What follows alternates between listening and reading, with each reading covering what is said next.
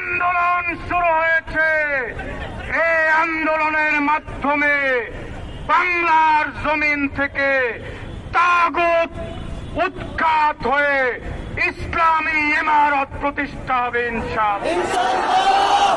এখন আমাদের সামনে জুমার নামাজ, সংক্ষিপ্ত আপনাদেরকে অভিনন্দন জানাবেন আমাদের কাঙ্ক্ষিত বরেণ্য মুক্তিপ্রাপ্ত সিপাহসালার শেখুল হাদিস ইবনে শেখুল হাদিস হযরতুল আল্লাম মামুনুল হক হাফিজাহুল্লাহ।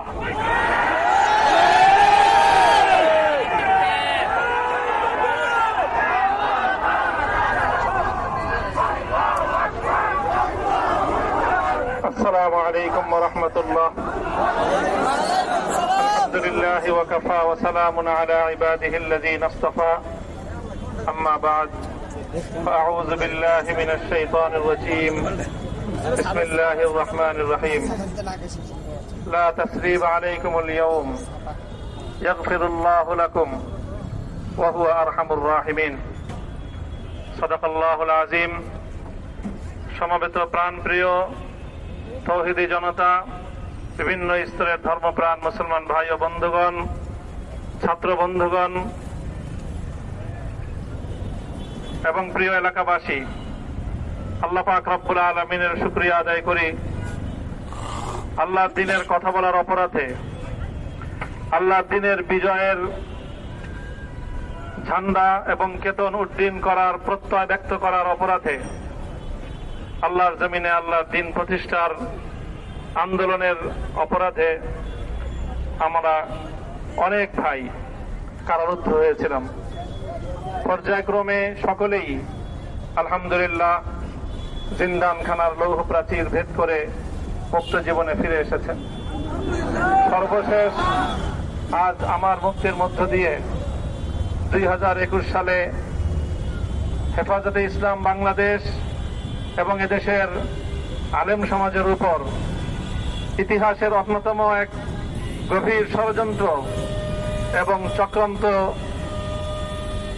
নির্যাতনের যে স্টিমরোলার পরিচালনা করা হয়েছিল, তার আজকে একটি প্রাথমিক অধ্যায়ের পরিসমাপ্তি ঘটল।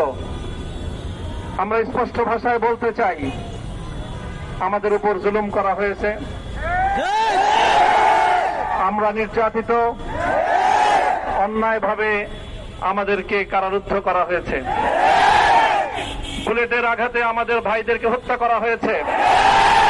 আমরা যখন আমাদের সন্তানদের লাশ এবং তাদের রক্তমাখা বুলেট বিদ্ধ সেই মরদেহকে সামনে রেখে আমরা যখন আমাদের ন্যূনতম প্রতিবাদটুকু উচ্চারণ করতে গিয়েছি, তখন আমাদেরকে কারারুদ্ধ করা হয়েছে, আমাদেরকে নানাভাবে নিষ্পেষণ করা হয়েছে, আমাদেরকে জনগণ থেকে বিচ্ছিন্ন করার সব ধরনের অপচেষ্টা চালানো হয়েছে।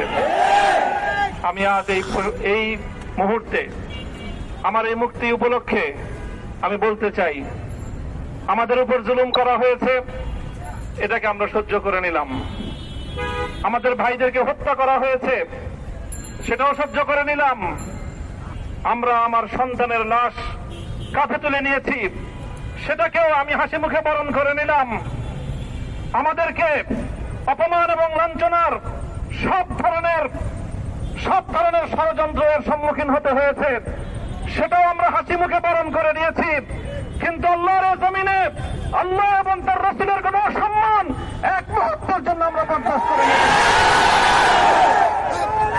আমরা আমাদের সর্বোচ্চ ত্যাগ এবং কোরবানি স্বীকার করতে প্রস্তুত রয়েছি, জীবন দিতে প্রস্তুত রয়েছি। আল্লাহর জমিনে আল্লাহর দ্বীনের ঝান্ডা সমুন্নত করেই আমাদের যাত্রা থামবে ইনশাআল্লাহ।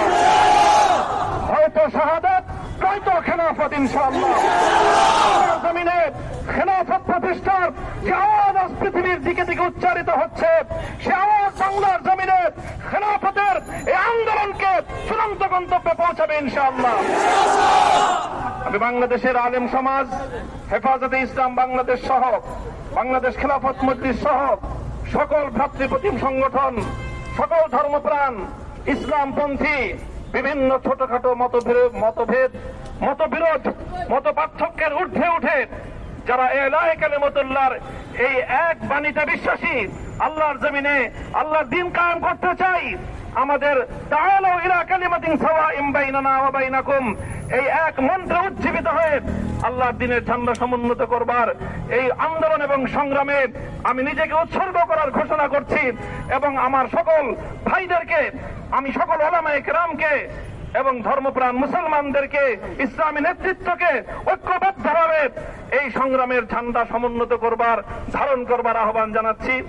এবং আপনাদের সকলকে আবার শুকরিয়া জ্ঞাপন করছি যে আজকে আপনারা এভাবে আমাকে উৎসাহিত করেছেন, উজ্জীবিত করেছেন। আল্লাহ পাক আপনাদের সকলকে উত্তম বিনিময় দান করুন। প্রিয় ভাইয়েরা,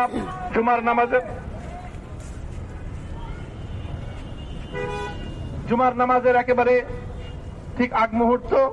এখন সব মসজিদগুলোতে জুমার প্রস্তুতি চলছে। আমরা এখন এখানে খুব সংক্ষিপ্ত দোয়ার মাধ্যমে আমাদের আজকের এই প্রোগ্রামের সমাপ্তি ঘোষণা করব। এরপরে ইনশাআল্লাহ প্রত্যেকে সুশৃঙ্খল ভাবে যার যার জায়গা মতো বা আশেপাশের মসজিদগুলোতে গিয়ে আপনারা জুমার নামাজ আদায় করবেন।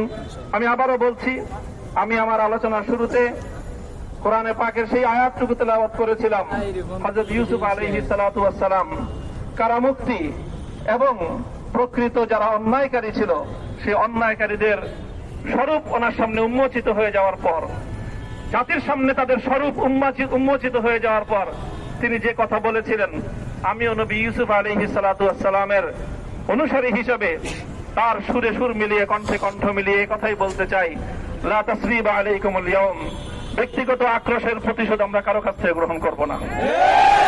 সকলকে আহ্বান জানাই, মাদ্রাসা, স্কুল, কলেজ, ভার্সিটি, কোন শিক্ষা ব্যবস্থার ছাত্রদের মধ্যে বিভেদ করার নীতিতে মামুনুল হক বিশ্বাস করে না।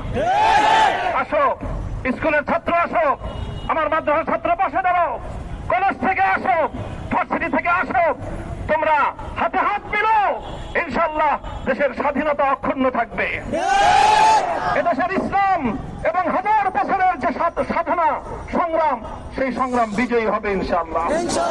এই জনপদ ইসলাম এবং মুসলমানদের জন্য হাজার বছর ধরে এখানে কালেমার ঝান্ডা সমুন্নত করবার জন্য আমাদের পূর্বপুরুষরা যে সংগ্রাম করে গেছেন, সেই সংগ্রামকেই আমাদের কাঙ্ক্ষিত গন্তব্যে পৌঁছানোর জন্যই আমরণ এক সাধনায় আত্মনিয়োগ করতে হবে।